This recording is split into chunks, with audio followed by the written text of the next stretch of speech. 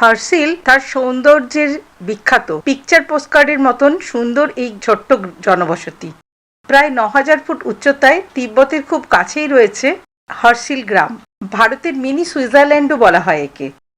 প্রাকৃতিক সৌন্দর্য ছাড়াও মুখ্য আকর্ষণ হচ্ছে এই গ্রামের গঙ্গা মায়ের মন্দির, শীতকালীন আবাস গঙ্গা মায়ের।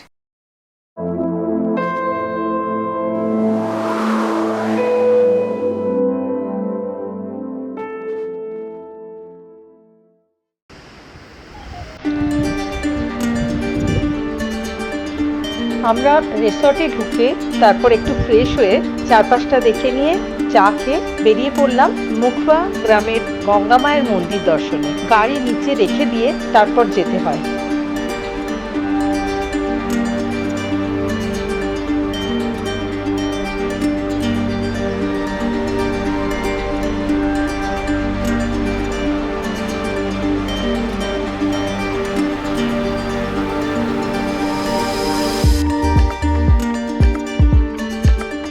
হার্সিলের পেছনেই হচ্ছে তিব্বত, ওই জন্য গর্তাঙ্গলিতে পেরিয়ে তিব্বতে যায়।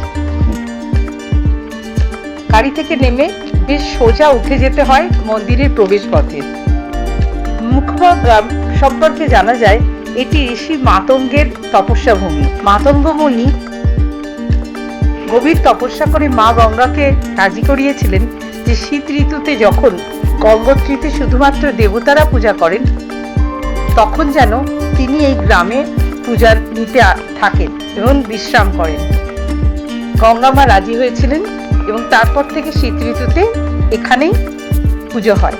এই মঠের নাম তখন ছিল মুখী মঠ। তখন থেকে মুখ্য মঠ অর্থাৎ মুখী মঠের নাম অনুযায়ী গ্রামের নাম হয় মুখবা।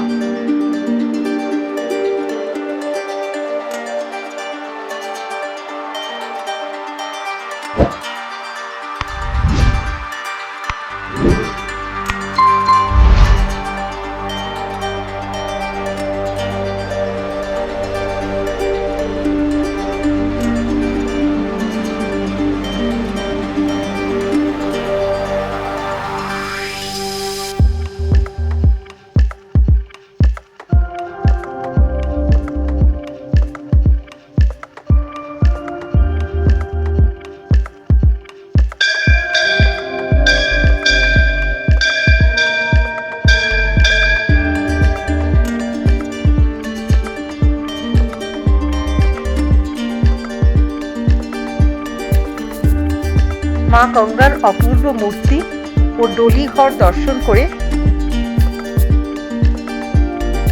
যে পথে উঠেছিলাম সেই পথেই নামলাম।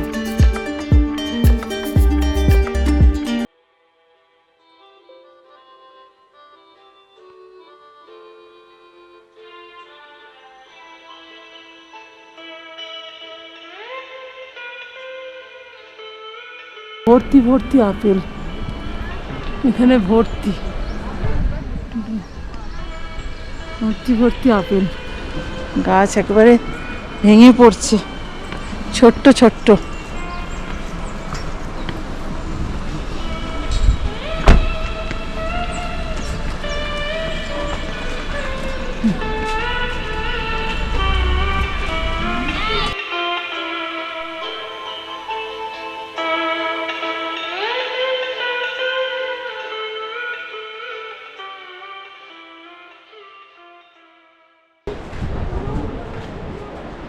বাজারের কাছেই একটু চা খেয়ে দেখতে গেলাম রাম তেরি গঙ্গা মৈলির সিনেমার সেই বিখ্যাত পোস্ট অফিসটি।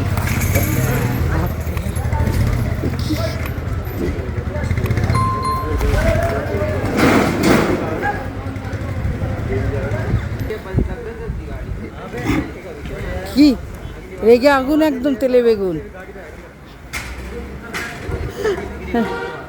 হঠাৎ বাজারের মধ্যে দেখলাম স্থানীয় ছেলেরা বোধহয় কোনো শিল্ড জিতেছে খেলার, কি সেলিব্রেশন তাদের।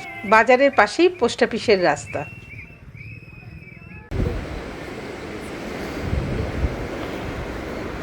হার্সিলের যেদিকেই যাই সেদিকেই শুধু আপেল আর আপেল বাগান।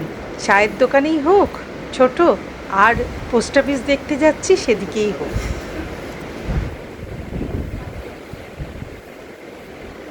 ওখানে গঙ্গা মায়ের মন্দির দেখলাম, নিচে নেমে এসে এটা পুরো আইটিবিপি টিবেট পেছনে, সেই জন্য পুরো রয়েছে।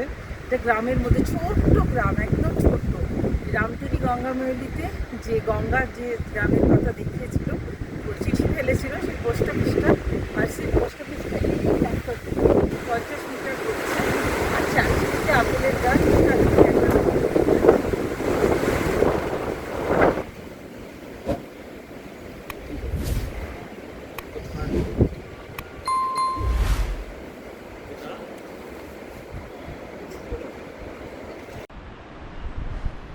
এই সেই হার্শিলের এটা চালু ডাক। আমি দাঁড়িয়ে আছি একদম হার্শিল পোস্ট অফিসের সামনে। হার্শিল ডাকঘর, চালু ডাক।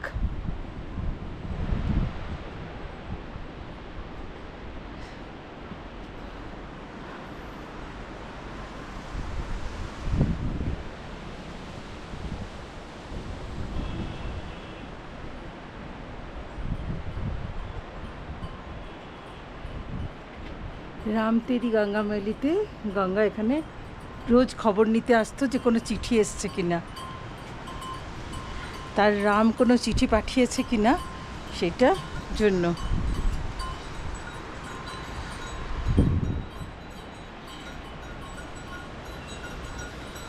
ঢং ঢং ঢং ঢং ঢং ঢং ঢং ঢং ঢং ঢং, তোমরা চললে চললে চললে চললে চললে। পাইন গাছে শেষবেলার রোদ্দুর মেখে সন্ধ্যা নামলো।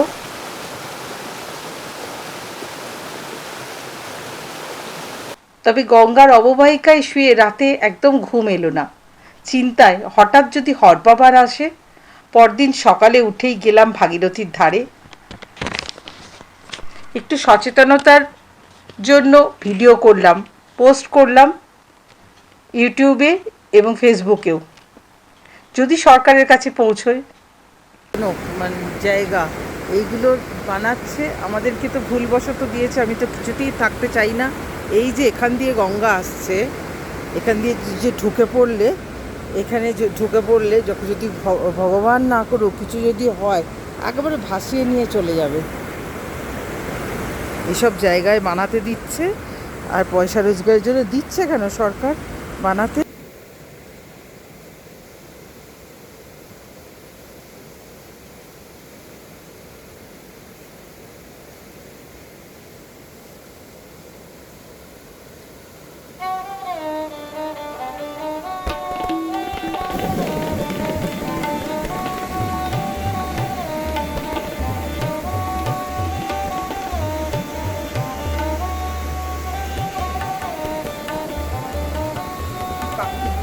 গঙ্গার ওপর দিয়ে বসলো, ওমা জল খাচ্ছে, পাখি জল খাচ্ছে, দেখো কি সুন্দর গঙ্গার জল খাচ্ছে। দেখো জল খেয়ে নিল।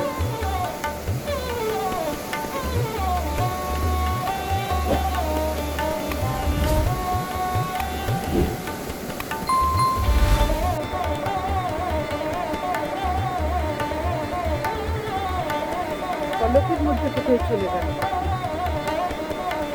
ওই আবার বসেছে পাথরের উপর।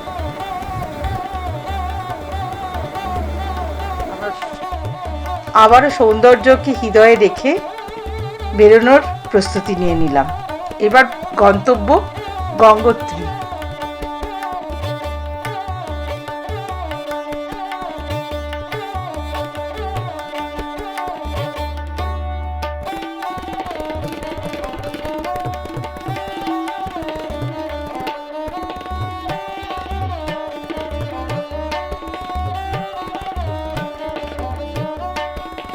এর পরের পর্বে দেখাবো গঙ্গোত্রী।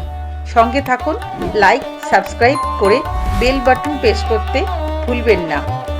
অনেক ধন্যবাদ ভিডিওটি দেখার জন্য।